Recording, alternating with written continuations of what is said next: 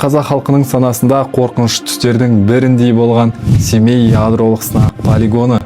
Ол әлемдегі ең ірі ядролық сынақ алаңдарының бірі болды.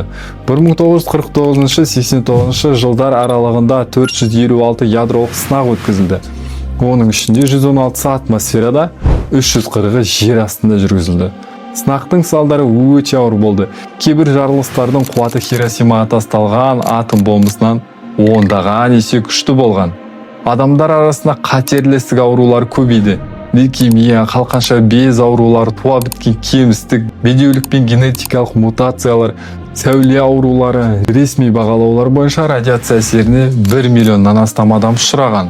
Қоршаған ортада топырақтың радиоактивті ластануы, кейбір жер асты суларының ластануы, өсімдіктер мен жануарларға әсері, кейбір аймақтарда радиоактивті изотоптардың жиналуы. Тікелей радиациялық әсер полигон жабылғаннан кейін айтарлықтай азайды. Алайда кейбір жерлерде радиация